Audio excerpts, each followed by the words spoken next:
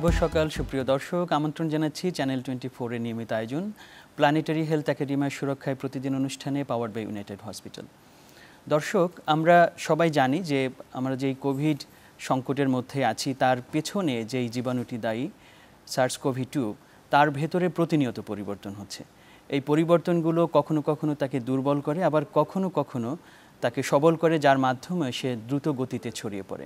আমরা ঠিক সেরকম একটি অবস্থায় এখন আছি। সারা পৃথিবীতে আমরা শুনতে পাচ্ছি ওমিক্রন নামে কোভিডের পিছনে দায়ী SARS-CoV-2 এর একটি নতুন ভ্যারাইটি ছড়িয়ে পড়েছে, যেটি আগের ভ্যারাইটিগুলোর তুলনায় অধিকতর দ্রুত গতিতে ছড়ায়।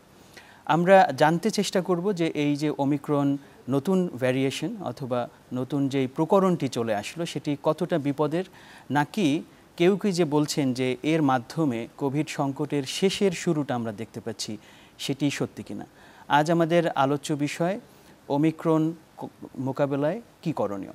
এই বিষয়গুলো নিয়ে কথা বলার জন্য আমরা তিনজন বিশেষজ্ঞকে আমাদের মাঝে পেয়েছি। চলুন তাদের সাথে পরিচিত হয়ে নিই। আমাদের সাথে স্টুডিওতে উপস্থিত আছেন প্রফেসর দীপক মিত্র, অধ্যাপক জনস্বাস্থ্য বিভাগ, নর্থ সাউথ বিশ্ববিদ্যালয়। স্যার, আপনাকে স্বাগত আমাদের অনুষ্ঠানে। ধন্যবাদ আপনাকে। এছাড়া অনলাইনে আমাদের সাথে যুক্তরাষ্ট্র থেকে দুজন বিশেষজ্ঞ যুক্ত হয়েছেন।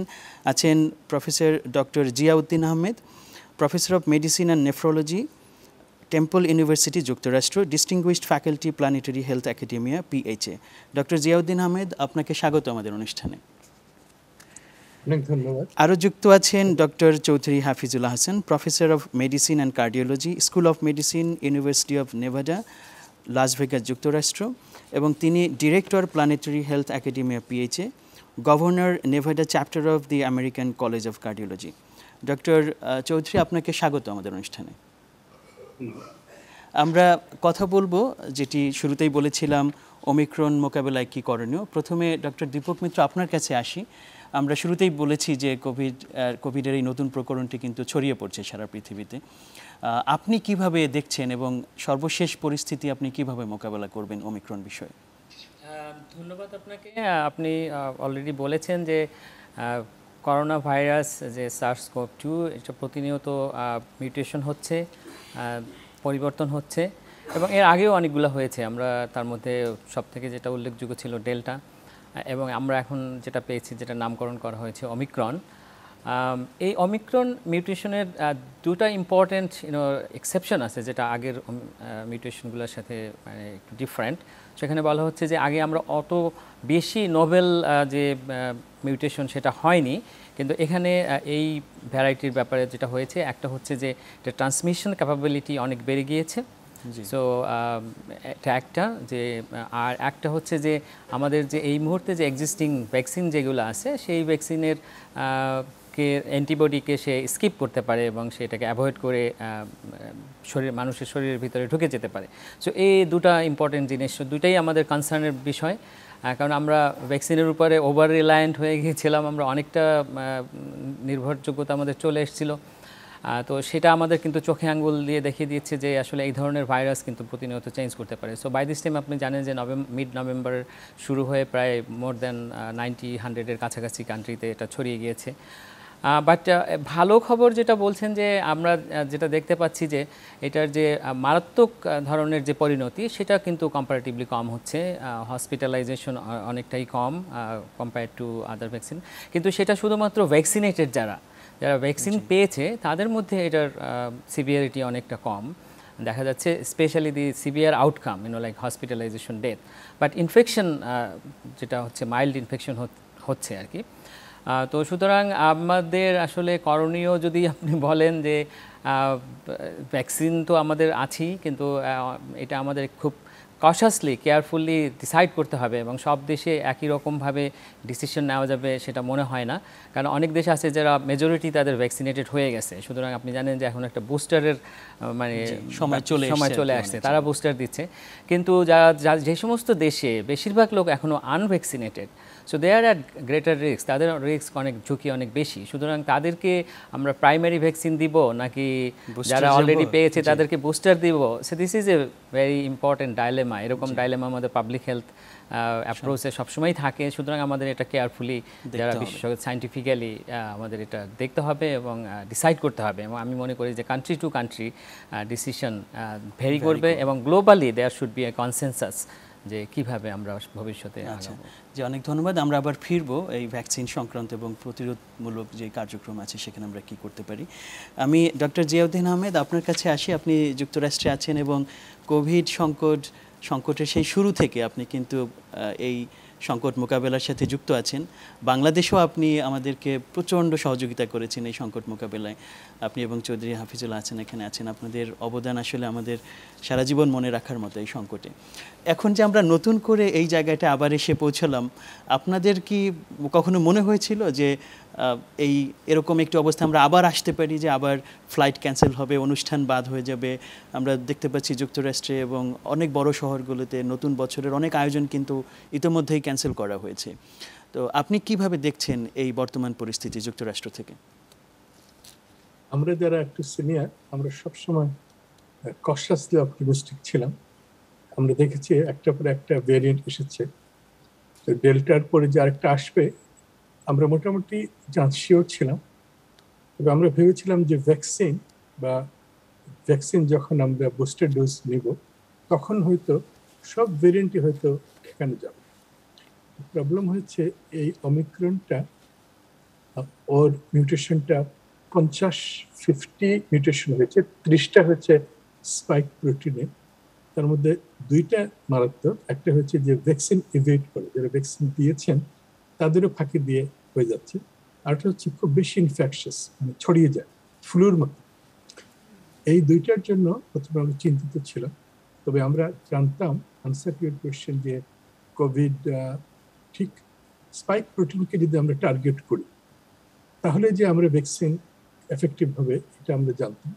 যে স্পাইক প্রোটিন একটা পার্ট, কিন্তু ভাইরাসের আদার এন্টিজেন, ভাইরাসে রেপ্লিকেট করে যেসব এনজাইম, বিভিন্নভাবে আমাদের কাজ করতে হবে। নতুন নতুন ভ্যাকসিন, নতুন নতুন ওষুধ বেরোতে হবে যেগুলো পুরো ভাইরাস আটকাতে পারে। তো আমরা খুব একটা সারপ্রাইজ হই নাই। এবং একদিকে যেটা তুমি বলছিলে যে এটা কি বিগিনিং অফ দ্য এন্ড কিনা, সেই বিষয়ে আমরা পরে কথা বলবো না, আমার হাফিজ কথা বলার পরে। জি, অনেক ধন্যবাদ। আমরা আবার ফিরবো আপনার সাথে, আরও অনেক গুরুত্বপূর্ণ প্রশ্ন আছে আপনার সাথে আলোচনা করার। ডক্টর চৌধুরী আপনার কাছে আসি। ডক্টর জিয়াউদ্দিন আহমেদের কথার সূত্র ধরেই যে বলা হচ্ছিল যে 50টার মতো পরিবর্তন হয়েছে, মিউটেশন হয়েছে এই অমিক্রন ভ্যারিয়েশনের ভেতরে, এবং শুরুতে এটি দেখলে আসলে একটু ভীতিকর একটি বিষয় যে একটি জীবাণু 50টি পরিবর্তন মনে হবে যে প্রায় নতুন একটি জীবাণুতে সে রূপান্তরিত হয়ে গেল কিনা। তো শুরুর যেই আশঙ্কাটি ছিল সেটি এই মুহূর্তে কোথায় ঠেকেছে বলে আপনি মনে করছেন এই জীবাণুটির পরিবর্তনের ক্ষেত্রে? আসলে আমি যদি উদ্ধৃতি দেই, সাউথ আফ্রিকার যে ডাক্তার ডক্টর অ্যাঞ্জেলিক কোয়েটজি, উনি বলছেন যে ওই গাউটন প্রভিন্সে ওনাদের যে এক্সপেরিয়েন্স, ওখানে প্রায় 12 মিলিয়ন লোকের বাস। তো তাদের এক্সপেরিয়েন্সটা হচ্ছে যে এটা খুব মাইল্ড সিমটম এবং ভিরুলেন্সটা কম। এই ভিরুলেন্সটা কম কেন? এটা কি মিউটেশনের কারণে কম, নাকি যে হোস্ট তাদের ভ্যাকসিনেশন থাকলে তাদের ক্ষেত্রে এই ভাইরাসের এই ওমিক্রন ভ্যারিয়েন্টের যে ডেভাস্টেশন এটা অনেক কম? এটা আমরা জানি না, কিন্তু অবজারভেশন হচ্ছে যে হসপিটালাইজেশন অনেক কম, ডেথ অনেক কম। তো সেটা একটা ইম্পর্টেন্ট বিষয়। সুতরাং আমি কয়েকদিন আগে আমাদের নেভাডা স্টেটের গভর্নরের সাথে কথা বলছিলাম। তো আমরা যদিও ওয়াশিংটন ডিসিতে ইমার্জেন্সি ঘোষণা করছে, কিন্তু আমরা বলেছি আমাদের গভর্নরকে যে ইমার্জেন্সি ঘোষণা করার কোনো কারণ নাই। এবং আমি যদি সাউথ আফ্রিকান এক্সপেরিয়েন্সের সঙ্গে মিলিয়ে বলি, স্কটল্যান্ডে যদি দেখেন, কানাডা দেখেন, অথবা ফ্রান্স, সবখানেই কিন্তু একই ধরনের এক্সপেরিয়েন্স যে হ্যাঁ এটা আমাদের দুশ্চিন্তার কারণ, কিন্তু যে ডিজিজের ডেভাস্টেশন যেটা আমরা অন্য ভেরিয়েন্টের ক্ষেত্রে দেখেছি তার থেকে এটা অনেক কম। কিন্তু আমাদের উৎফুল্ল হওয়ার মতো কিছু নেই। আমাদের ভ্যাকসিনেশন এই স্ট্র্যাটেজি রাখতেই হবে, কারণ ভ্যাকসিনেশনের কারণে আমাদের টি সেল মেমোরি হোক অথবা অ্যান্টিবডি প্রোডাকশনের কারণেই হোক, এই ভাইরাস দিয়ে যে ডিজিজের যে সিভিয়ারিটি, এটা আমরা ডেফিনেটলি আমাদের এ পর্যন্ত অবজারভেশন হচ্ছে অনেক কম। সুতরাং আমার মনে হয় আমাদের যে মিটিগেশন এফোর্টস সেগুলো আমাদের রাখতে হবে। যদি টেস্টিং করা সম্ভব হয় তাহলে টেস্টিং করার দরকার তাদেরই, পার্টিকুলারলি অ্যান্টিজেন বেসড টেস্টিং যাদের সিমটম আছে, এবং আইসোলেশনের স্ট্র্যাটেজিটাও রাখতে হবে। কিন্তু আমার মনে হয় যে এই আগের ভেরিয়েন্টদের মতো ঘাবড়ে যে সমস্ত কিছু শাটডাউন করার মতো অবস্থা এটা না। সুতরাং আমার মনে হয় সেই দিক দিয়ে আমরা কিছুটা হলেও আশা করতে পারি। এবং এই ভাইরাসের মিউটেশন আমাদের অতীতের অভিজ্ঞতা যদি ধরি আর এখনকার, একদিকে ভ্যাকসিনেশন এবং অন্যদিকে ভাইরাসের ক্রমাগত মিউটেশন, আলটিমেটলি এটা আমাদেরকে এমন এক পর্যায়ে নিয়ে যাবে যে তখন আমরা আর এটাকে প্যান্ডেমিক বলবো না, হয়তো আমরা তখন এটাকে এন্ডেমিক হিসেবে ধরতে হবে। এবং আমার মনে হয় সেই ক্ষেত্রে আমাদের আশার আলো দেখি এইটাই যে তখন এটাকে আমাদের মানে so called flu like illness এর ভিতরেই থাকবে। ইন্টারেস্টিং হলো যে কোনো মাইল্ড সিমটমেই এটা এত ইনফেকশাস যে আমরা এখন পজিটিভ রেজাল্ট পাচ্ছি যারাই এই ধরনের মৃদু উপসর্গ নিয়ে এখনকার এই পর্যায়ের প্যান্ডেমিকে আমাদের কাছে প্রেজেন্ট করছেন। কিন্তু হসপিটালাইজেশন বাড়ে নাই, ডেথ বাড়ে নাই, which is very very encouraging. জি, অনেক অনেক ধন্যবাদ। আমি ছোট্ট করে এখানে একটু নিয়ে যেতে চাই, কারণ আপনার কথার মধ্যে এসেছে, বলেছেন যদি টেস্ট করার সুযোগ থাকে, কিন্তু আমরা অতীতে কিন্তু টেস্টিং এগুলোকে অনেক বেশি গুরুত্ব দিচ্ছিলাম। তার মানে কি এমন একটা সময়ও আমরা মানে ফিচারে দেখতে পাই যেখানে আসলে টেস্ট করার বিষয়টাকেও আমরা অত বেশি গুরুত্বপূর্ণ আর হয়তো মনে করব না? আমি বলি যে if it is raining you go out you get wet. তো বৃষ্টি হচ্ছে, আপনি বাইরে গেলে আপনি ভিজে যাবেন। এখন এই প্যান্ডেমিক এত ইনফেকশাস, যদি সিমটম হয় most likely you are positive. But from public health point of view, আমাদের প্রফেসর দীপক মিত্র আছেন, উনি নিশ্চয়ই বলবেন যে পাবলিক হেলথ পয়েন্ট অফ ভিউতে এই টেস্টিং, আইসোলেশন, কোয়ারেন্টিন এগুলো খুবই দরকার। কিন্তু আমরা এখন একটা এমন পর্যায়ে এসেছি যে আমার মনে হয় যে এটা কান্ট্রি ওয়াইজ আমাদের চিন্তা করতে হবে, রিসোর্সেসের উপরে চিন্তা করে আমাদের স্ট্র্যাটেজি করতে হবে। যেটা হয়তো আমেরিকায় আমি যে ব্যবস্থা নিব, এটা আমার বাংলাদেশে আমার মনে হয় সেটা ফিজিবল নাও হইতে পারে। তো আমাদের কিছু প্র্যাগম্যাটিক ডিসিশন নিতে হবে। কিন্তু আমি জোর দিয়ে বলবো যে আমাদের এই সিচুয়েশনটা এরকম যে আমাদের লকডাউন বা শাটডাউন করার মতো কোনো সিচুয়েশন না। আমি বলবো আতঙ্কিত হওয়ার কিছু নেই, কিন্তু আমাদের মিটিগেশন এফোর্টস ফুল ফ্লেজ রাখতে হবে, মাস্ক পরতে হবে, এবং প্রেফারেবলি আপনি জানেন যে আমরা অনেক আগে থেকে জানি, প্রফেসর জিয়াউদ্দিন আহমেদের সাথে আমাদের সেই আর্লি প্যান্ডেমিকে গত বছরের থেকে আমরা জানি যে actually this is airborne, particle size is so small. এটা আসলে N95 বা KN95 এই ধরনের ফিল্টার ছাড়া সাধারণ ক্লথে হয় না। কিন্তু সাধারণ ক্লথ বেটার দ্যান নাথিং। কিন্তু এখন এটা এত ইনফেকশাস, এখন সিডিসির গাইডলাইন্স এরা বলছে যে আমাদের ওই ধরনের স্পেসিফিক মাস্ক ইউজ করতে পারলে বেটার। কিন্তু যদি কিছু না থাকে ডাবল ক্লথ দেওয়া বেটার। কিন্তু আমাদেরকে উৎফুল্ল হয়ে মাস্ক পরলাম না, কোনো কিছু মিটিগেশন করলাম না, সেটা করাও খারাপ। আমাদের মনে রাখতে হবে যে এটা এত ইনফেকশাস যে দি পার্সেন্টেজ ওয়াইজ যদিও হসপিটালাইজেশন কম হচ্ছে বা ডেথ কম হচ্ছে, কিন্তু ইনফেকশন এত বেশি যে sheer number of patients going to the hospital may go up, and we need to balance that because this is very important. Doctor Dipak Mitra, আপনার কাছে আসি। একটু আগে প্রফেসর হাফিজ বলছিলেন যে পাবলিক হেলথ যে জনস্বাস্থ্য অ্যাসপেক্টে এই যে ওমিক্রন যে সংক্রমণটা আছে তাকে একটু ভিন্নভাবে দেখার সুযোগ আছে। আমরা ডেল্টাকে একভাবে মোকাবেলা করেছি, কিন্তু এই ওমিক্রন মোকাবেলায় আপনাদের দৃষ্টিকোণ থেকে কি বলবেন যে মূল ব্যবস্থাপনা কি হওয়া উচিত? ধন্যবাদ। আনফর্চুনেটলি আমি শুরু করবো এইভাবে যে আমরা দেখেছি যে করোনা ভাইরাসের যে এই যে গ্লোবাল প্যান্ডেমিক, এটাকে অ্যাড্রেস করতে গিয়ে আসলে অনেক সময় পাবলিক হেলথ বিভিন্ন জায়গায় কিছুটা উপেক্ষিত হয়েছে, জি। উপেক্ষা করা হয়েছে। এটা রাজনীতি, অর্থনীতি একটা মেইন ড্রাইভার ছিল আর কি অনেক সময়, হয়তো বা এখনও আছে, ভবিষ্যতেও থাকবে। So public health point of view থেকে আসলে আমরা একটু আগে বলছিলেন যে অনেকেই আমরা জানতাম বা আমাদের একটা ধারণা ছিল যে এরকম ভ্যারিয়েন্ট আসবে, সেটাই আসার কথা। কারণ আমরা আমাদের নিজেদেরকে বাঁচানোর চেষ্টা করছি, ভাইরাসও তো তাদের জন্য চেষ্টা করে যাবে, এবং আমরা জানি যে অতীতেও হয়েছে। তো বাট আমরা একটা জিনিস জানি না যে এটা আসলে কতটা মারাত্মক হবে, নাকি এটা মাইল্ডার হবে, ট্রান্সমিসিবিলিটি বাড়বে না কমবে, সেটা ঠিক আছে। তো এখনও অমিক্রনের ক্ষেত্রে আমরা আসলে অনেক কিছুই জানি না, কিন্তু পাবলিক হেলথ মেজার্স কিন্তু আসলে এটা কোনো রকেট সায়েন্স না। এটা হচ্ছে যে আমাদের আগে যা ছিল সেগুলো কিন্তু আমাদের কন্টিনিউ করতে হবে আর কি, যে আমাদের নন ফার্মাসিউটিক্যাল যে ইন্টারভেনশন যেগুলো আমরা জানি, যে মাস্ক পরা, কিন্তু হাত ধোয়া বা ডিস্ট্যান্স মেনটেন করা যতটুকু সম্ভব। মাস্কের ক্ষেত্রে বলছিলেন যে কিছু না থাকার থেকে কিছু থাকা ভালো, ওরকম আর কি। কিন্তু আসলে দেখেন আপনি যে ভ্যাকসিন দেওয়ার পরে, ভ্যাকসিন যখন চলে আসছে, এখন ভ্যাকসিনের ভিতরেও কিন্তু একটা মানে দুই রকমের ভ্যাকসিন, একটা হচ্ছে বড় লোকের ভ্যাকসিন, একটা গরিবের ভ্যাকসিন।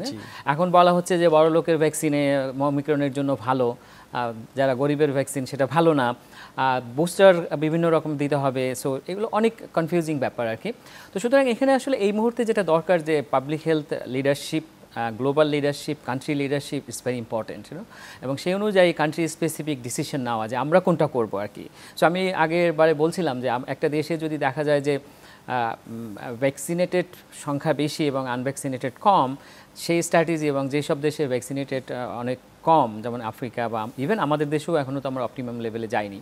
সুতরাং আমাদের ভ্যাকসিন কাদেরকে আমরা টার্গেট করব, সেটা একটা ব্যাপার। এবং সবাইকে নিয়ে যে আমাদের এই যে বাকি যেগুলো, যেমন যেটার কোনো মানে মিউটেশনের কোনো ইফেক্ট নাই, যেমন মাস্ক পরা, সব ধরনের মিউটেশন ভ্যারিয়েন্টকেই এটা ঠেকাবে। তো সেই জিনিসগুলো আসলে প্রমোট করা, এবং সবাইকে, কারণ আমাদের একটা, আমরা গরিব দেশেও কিন্তু আসলে একটা বড়লোকি ভাব আছে, যে আমরা ভ্যাকসিন নিয়ে গেছি, আমরা এখন ইচ্ছা মতো চলবো আর কি।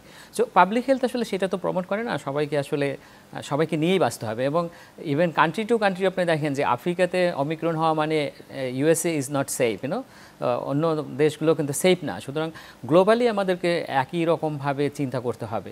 ভ্যাকসিন যদি কোনোটা ভালোই থাকে, সেটার প্রোডাকশন বাড়াতে হবে। আমরা তো এখনও পর্যন্ত সেরকম কোনো দেখছি না যে আসলে ভ্যাকসিন প্রোডাকশনের জন্য, সবাই কাছে ভালো ভ্যাকসিন পৌঁছানোর জন্য যে ইনিশিয়েটিভ, সেটাও তো দেখছি না আসলে। এবং আরেকটা ব্যাপার হচ্ছে যে আমরা যে ভ্যাকসিনের বুস্টার দিচ্ছি, এটা কিন্তু এক্সিস্টিং ভ্যাকসিন, এমন না যে এটা রাতারাতি ভ্যাকসিন চেঞ্জ করেছে। আপনারা জানেন যে প্রত্যেকটা কোম্পানি বলেছে যে তাদের মিনিমাম 100 days লাগবে টু প্রডিউস দ্য নিউ মানে ভ্যাকসিন ফর ওমিক্রন। সো আমরা পুরনো ভ্যাকসিন দিয়ে হয়তো একটা ইমিডিয়েট রেজাল্ট পাচ্ছি, এটা সাস্টেইন করবে কিনা we don't know, there are lots of unknown question, answer, মানে আমাদের অনেক আনসারই তো আমরা জানি না।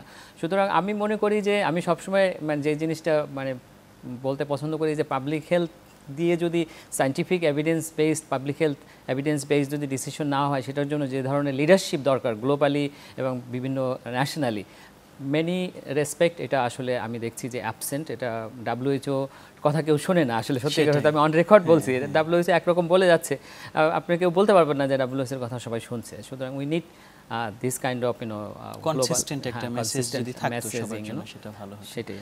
ঠিক আছে, আমরা আবার ফিরবো আপনার সাথে আলোচনায়। ডক্টর জিয়াউদ্দিন আহমেদ, আপনার কাছে আসি। আমরা ডক্টর দীপক মিত্র এবং ডক্টর চৌধুরীর কথায় শুনেছি ভ্যাকসিনের কথাটা বারবারই আলোচনায় এসছে, কিন্তু ভ্যাকসিনের যেই ডিসক্রিপেন্সি, যেটা আসলে ডিস্ট্রিবিউশনের কথা বলি, সারা পৃথিবীতে ঠিকমতো ডিস্ট্রিবিউশনটাও হয়নি, দরিদ্র দেশগুলো কিন্তু ঠিকমতো পায়নি, আবার ধনী দেশগুলোর কাছে অনেক পরিমাণে রয়ে গেছে। এই যে একটি বৈপরীত্য অথবা বৈষম্য, সেখানে আমরা কিভাবে আশা করতে পারি যে বাংলাদেশের মতো দেশ অথবা বাংলাদেশের মতো অন্যান্য দরিদ্র দেশগুলো ভ্যাকসিনকে উপলক্ষ করে বা এর উপর ভিত্তি করে কোভিড মোকাবেলায় একটি শক্ত অবস্থানে যাবে? এ ব্যাপারে আপনার আশাবাদিতা কেমন আসলে? ধন্যবাদ, সুন্দর প্রশ্ন। আমাদের দেখতে হবে গ্লোবালি কি হচ্ছে। আমেরিকাতে কিন্তু অনেক লোক ভ্যাকসিন নেয় না, তারা চাকরি ছেড়ে দিচ্ছে, ভ্যাকসিন নিচ্ছে না। ভ্যাকসিন যে পেলেই সবাই নিচ্ছে সেটাও না। তো আমরা এখানে দেখছি আনভ্যাকসিনেটেড যারা, তারা কিন্তু তারাই বেশি হাসপাতালে ভর্তি হচ্ছে এবং আইসিইউতে যাচ্ছে। তো ভ্যাকসিনটা ইম্পর্টেন্ট। ভ্যাকসিন মানে কি? ভ্যাকসিন মানে হচ্ছে যে একটা প্রতিরোধ তৈরি করে। প্রতিরোধ তৈরি করার জন্য আমরা দেখছি যে ফার্স্ট 2টা ডোজে কিন্তু অমিক্রনকে আটকানো যাচ্ছে না, ইনফ্যাক্ট অ্যান্টিবডি কমে যাচ্ছে। বুস্টার ডোজের পরে তাও 60% মাত্র অমিক্রনে অ্যান্টিবডি হচ্ছে। জি আমরা যেটা জানি ভ্যাকসিন খালি শুধু অ্যান্টিবডি না, ওটা সেলুলার ইমিউনিটিও বাড়ায়, যেটা আমরা টি সেলের যে ক্ষমতা সেটা কিন্তু আমরা টেস্ট করি না। যার জন্য আমাদের যে কাজ হচ্ছে দুইটা ভাবে, যে দেশে ভ্যাকসিন দিচ্ছে সে দেশে ভ্যাকসিন দিচ্ছে, যে দেশে ভ্যাকসিন দিচ্ছে না সেখানে কিন্তু এত লোক মরছে না কেন? আফ্রিকাতে মাত্র সাউথ আফ্রিকাতে মোস্ট লাইকলি 30% ভ্যাকসিন, তাদের যে 20-30% অমিক্রন ড্রপ করলো, কেন ড্রপ করলো?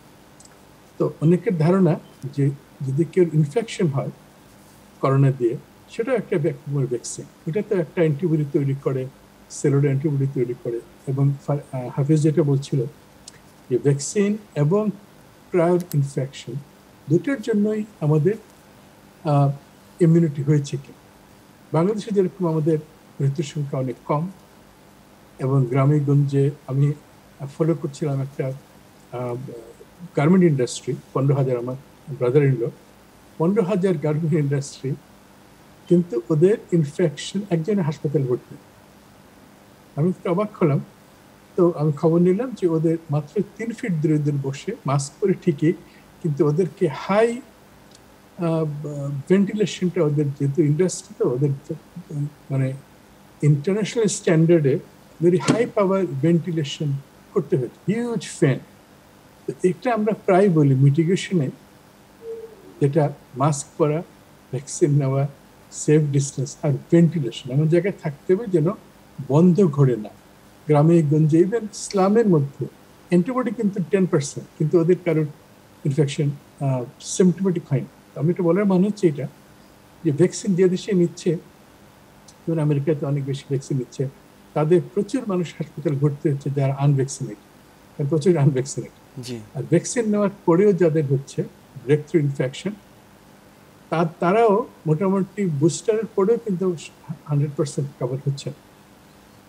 ইনফেকশনটা হচ্ছে কারণ আমরা জানি যে এটা ভ্যাকসিন ইভেট করে, কিন্তু ভালো জিনিস হচ্ছে যে বডির মধ্যে অন্য একটা ইমিউনিটি আছে যার জন্য সিক হচ্ছে। তার আমি তো আমার ওয়াইফের ডাক্তার, তার অফিসে প্রায় 30 জন এমপ্লয়ি, তারা কিন্তু মাস্ক পরে এভরিডে যাচ্ছে, রুগী দেখছে, কোনো চিন্তা নেই। গত ফ্রাইডেতে তাদের এখানে একটা ক্রিসমাস পার্টি হয়েছে, সবাই মাস্ক খুলে খাওয়া দাওয়া করছে। জি 18 জনের ইনফেকশন হয়ে গেছে উইদিন 2 days। তো এটার দুইটা এক্সাম্পল আমি দর্শককে বলার জন্য যে মাস্ক ইজ সো ইম্পর্টেন্ট।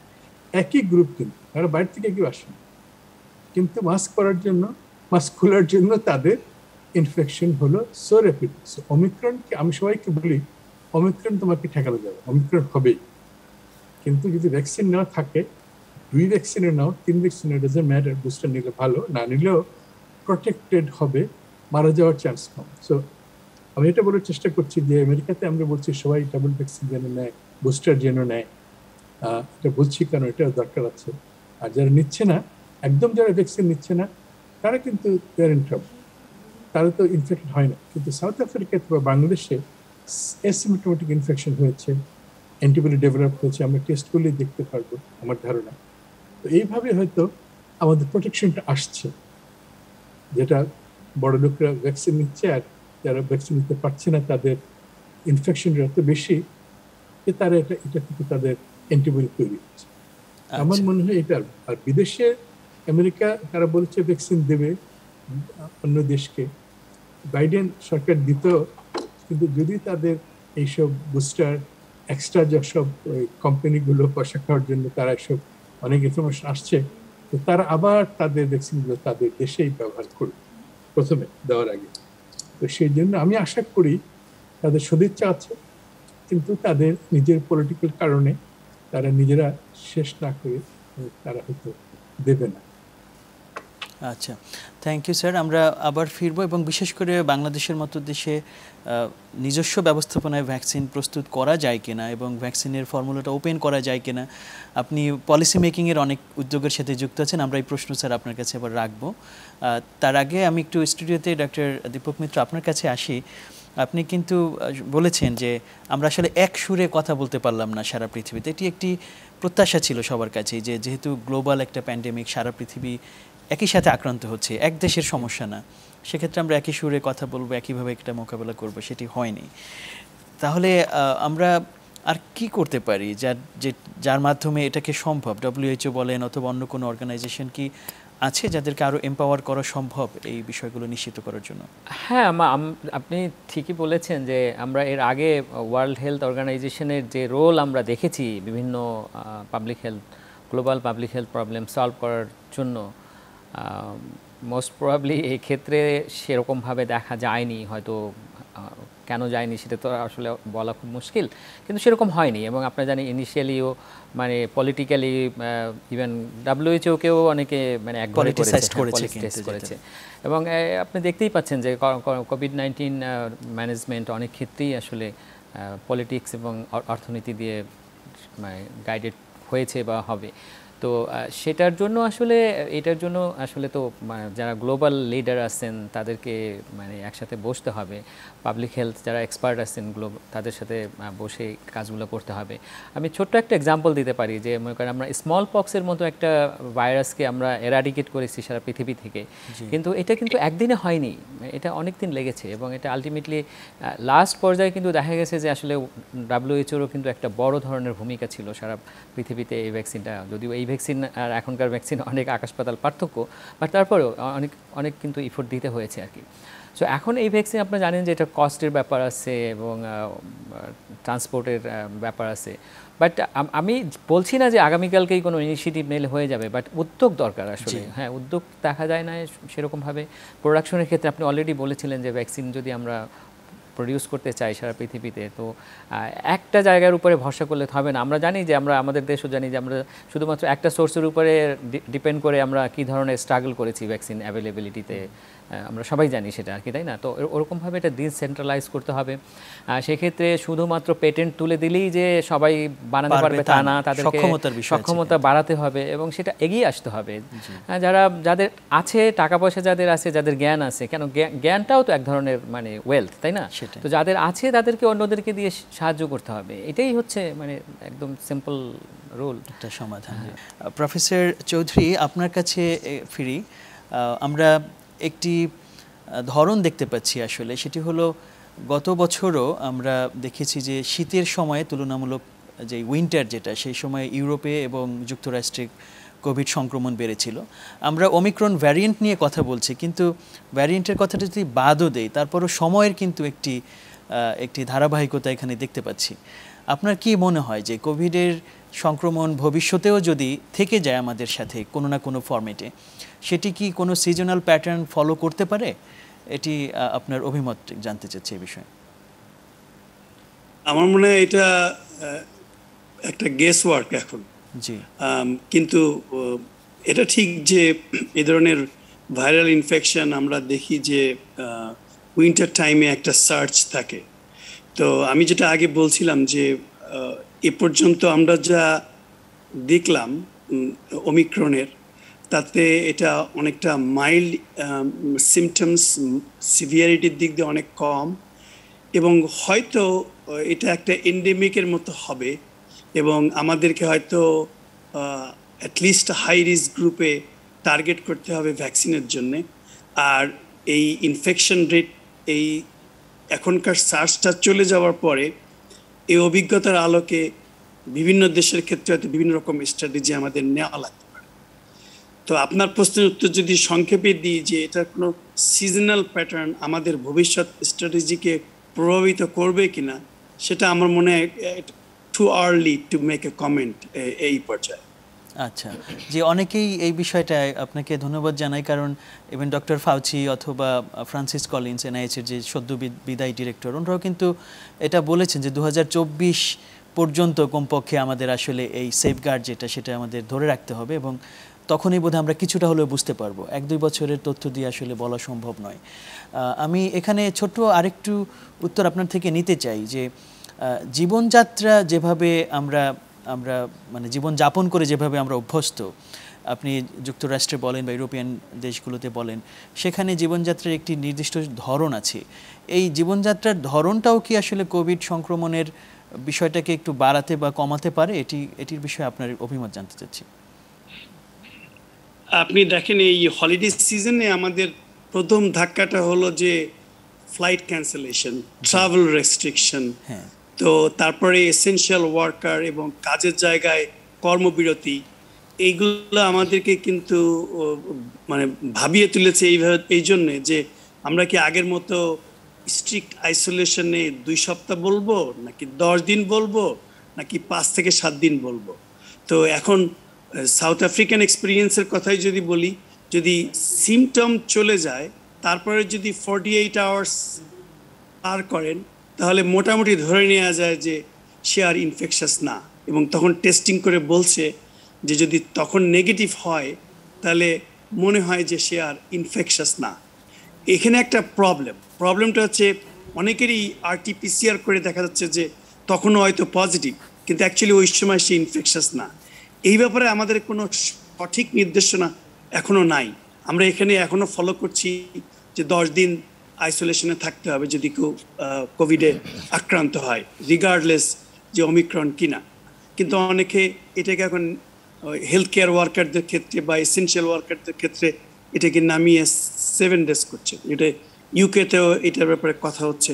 তো এইটা আসলে খুব মুশকিল যে এটা ডেফিনেটলি বলা, কিন্তু যত আমরা দেখব যে এই ডিজিজের ভিরুলেন্সটা কম, ততই আমরা আশান্বিত হব এবং ততই এই আইসোলেশনের ব্যাপারে নির্দেশনা এটা হয়তো কম হবে।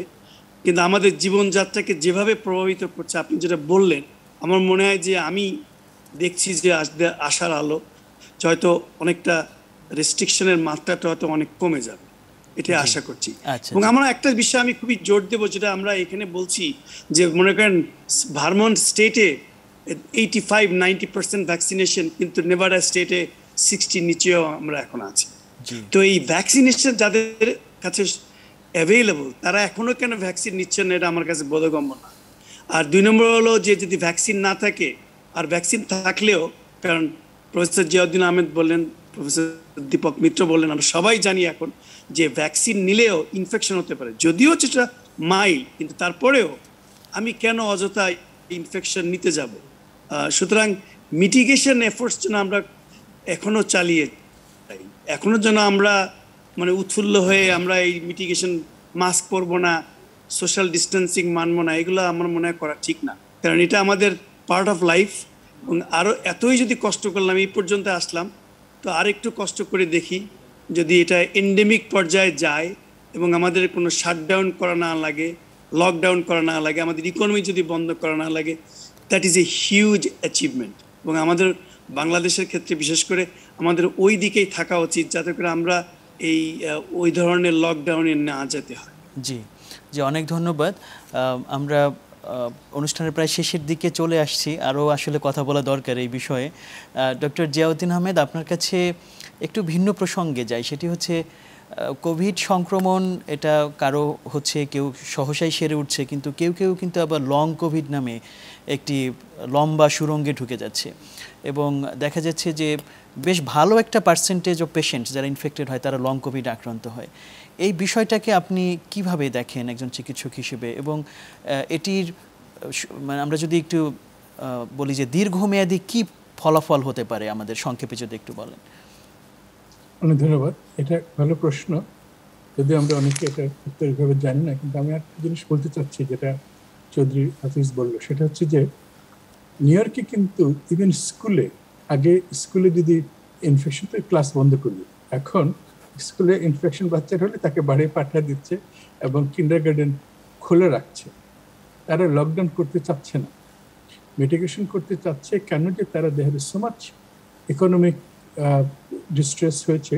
তারা নিউ ইয়র্কের মেয়র, নিউ ইয়র্কের গভর্নর এটাকে ভেরি সিরিয়াসলি যেন লকডাউন না হয়। ইনফেকশন রেট কিন্তু বাড়ছে, কিন্তু হসপিটালসে বাড়ছে না, মৃত্যু বাড়ছে না, কিন্তু আগের মতো ভয়ে তারা লকডাউন করবে না। এটা বাংলাদেশে করে নাই, মানে বাংলাদেশে করেছে কিছুদিন, কিন্তু খুলে রেখেছে। তো এটা কিন্তু একটা। সেকেন্ড প্রশ্ন হচ্ছে যে লং কোভিড, লং হোল্ডস, এটা কিন্তু কোভিডটা এই জন্যই কোভিড না হয় ভালো, আইদার ভ্যাকসিনেটেড নিয়ে হোক অথবা মাস্ক পরা। মাস্কের মধ্যে আবার এই ক্লথ মাস্ক, ট্রিপল লেয়ার, তার মধ্যে surgical mask is better, KN95 যেটা, সেটাও মোর এফেক্টিভ, এটা এখন কিন্তু পাওয়া যাচ্ছে। তো এগুলো পড়া দরকার। আর ক্রাউডের মধ্যে না থাকা দরকার, ভেন্টিলেশন থাকা দরকার। কারণ আমরা যদি হয়ে যায়, অনেকে হাসপাতালে ভর্তি হয় না, কিন্তু লং কোভিডে তাদের প্রচুর দুর্বল শ্বাসকষ্ট হচ্ছে, তাদের ব্যথা হচ্ছে, তাদের মাথার মধ্যে ফগিনেস হচ্ছে, কিডনি নষ্ট হচ্ছে, প্রত্যেকটা অর্গ্যানকে কোভিড কিন্তু ধরেছে। এবং আমরা অনেকে জানি যে কোভিড হয়েছে, ওনার তো কোভিড হয়েছে 1 মাস আগে, হঠাৎ করে উনি হার্ট অ্যাটাক করে মারা গেলেন কেন? অনেকে কিন্তু মনে করে এটা আনরিলেটেড। It's not unrelated. তো আমরা এই যে নিউ ইয়র্কে অনেকখানি কিন্তু ক্লিনিক খোলা হয়েছে, সেখানে স্টাডি করা হচ্ছে। আমার অনেক পরিচিত আত্মীয়স্বজন, বন্ধু বান্ধব, তারা যারা অনেক দিন থেকে তারা ওখানে যাচ্ছে, স্টাডি হচ্ছে যে কিভাবে এটাকে কমানো যায়। কিন্তু মোস্ট অফ দ্য টাইম আমার এক আত্মীয় 1 বছর পরে তার সিটি স্ক্যান নর্মাল আসলো। 1 বছর তার সিটি স্ক্যানের মধ্যে ইনফিলট্রেশন ছিল। সেটা ইয়াঙ্গার, এই জন্য সে 1 মাস ছিল ভেন্টিলেটর। বলার মানে হচ্ছে এটা এখনো অনেকে আছে, আমার পেশেন্টরা, ডায়ালিসিসের পেশেন্ট, সে বলে যে আমার যে কোভিড হয়েছিল স্কিনের রাশ হচ্ছে, কোভিড হওয়ার পর থেকে এত রাশ হচ্ছে যে তারে ডার্মাটোলজি ঠিক করতে পারতেছে না, ডিফারেন্টভাবে ম্যানিফেস্ট হচ্ছে।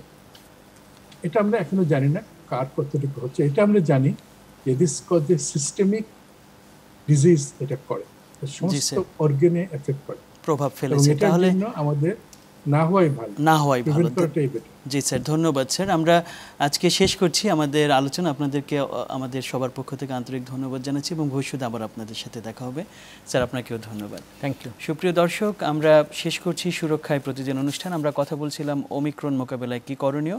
আমরা একটি বক্তব্য দিয়ে শেষ করি, সেটি হচ্ছে আমাদের জনস্বাস্থ্য বিষয়ের যেই অভিমত, সেটি হচ্ছে আমাদের মাস্ক পরা এবং স্বাভাবিক যেই স্বাস্থ্য বিধিগুলো আছে সেগুলো মেনে চলার মাধ্যমেই একে প্রতিরোধ করাটাই আমাদের সবচেয়ে ভালো পন্থা, যেটি আমাদেরকে মেনে চলতে হবে। সবাই ভালো থাকবেন, সুস্থ থাকবেন, এই আশাবাদ রেখে আজকের মতো শেষ করছি।